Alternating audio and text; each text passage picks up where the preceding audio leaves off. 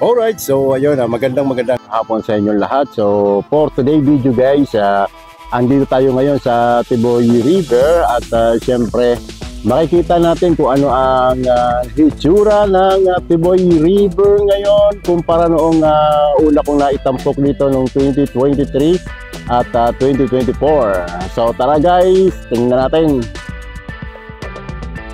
So, ito na guys, makikita nga natin yung itsura ng Tiboy River ngayon at ang itsura ng Tiboy River noon.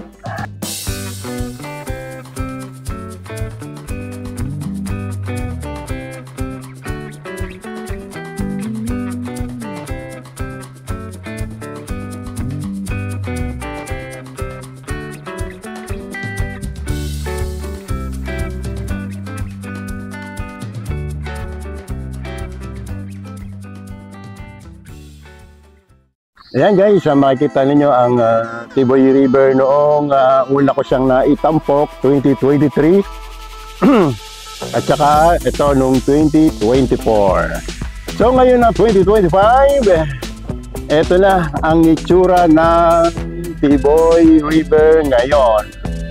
So ayan guys, nilagyan nila ng gabyon. Ito ay protection para sa paglaki ng tubig ng ilog na to ng Tiboy River. Mahaba yan guys hanggang dun sa dulo. So ayan guys, malapit na naman ang mahal na araw at syempre maraming maliligo na naman dito. Dito guys, pwede pa rin naman ditong maligo. Yan nga lang, medyo delikado lang dito. Maraming mga alambre ito na matutulis katulad nito. So pag hindi tayo nag-ingat, pwede tayong masaktan. So dito guys, sa kinatatayuan ko nito dito sa kinatatayuan ko dati tumatch dito. Ayan, so tingnan ninyo, ito siya dati, itong itsura. So nawala na yung mga cottage dito na madami. Ayan, dati saksakan ng dami ng tao dito. Ewan ko lang ngayon darating na mahal na araw. Ayun, may nagtayo ng panibagong kubo doon sa banda-banda ron. Ayan. At itong nakikita nyo yan guys, dati mababaw lang yan, hanggang tuhod lang yan, tubig ngayon. Pero ngayon parang hanggang dibdib na siya. Sigurado pag dating guys ng mahal na araw, yung mahal na araw ay April. Right, second week ng o third week ng April. Mahal na araw, madami na naman dito mga turista na manggagaling kung saan-saang lugar.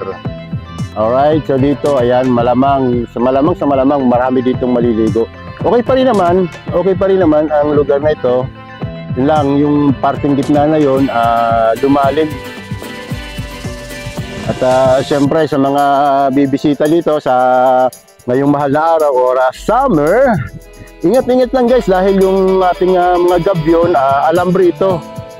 Alambre, so po alambre pwede kayong masugatan. Kaya sa mga mamamasyal dito ngayong mahal na araw, mga maliligo dito at may kasamang bata, ingat-ingat lang guys, baka matusok katulad nito. Ayan, pwede kayong masugatan.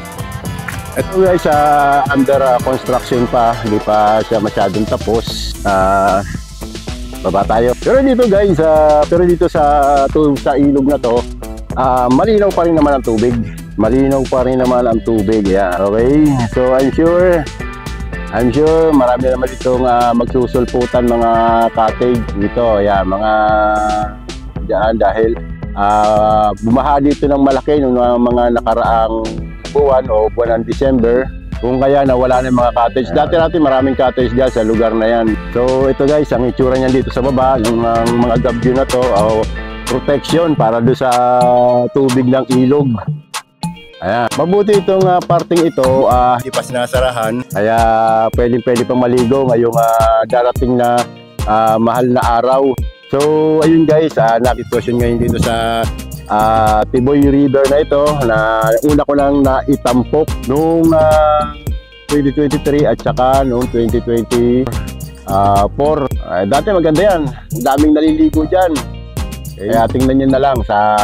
So, at syempre, tara guys, sa summer dito sa Tiboy River. Sarap maligo dito. Mas maganda kasi doon sa medyo ano yung malalim doon. Doon kasi malalim na yung partner, no? Yung part na maberde-berde yan. Dati, kaya-kaya mong tawirin siya, lakad lang. Pero ngayon, malalim na yan. Kita-kita darating na mahal na araw o ng summer dito sa Tiboy River na to.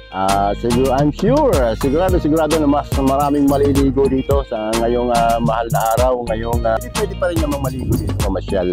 Dami rin pa rin naman dito naliligo pagka-araw ng Sabado at Linggo. Yun nga lang, ngayon, kapag kung kayo maliligo, magtala na lang kayo ng sarili nyong, ng sarili nyong tent.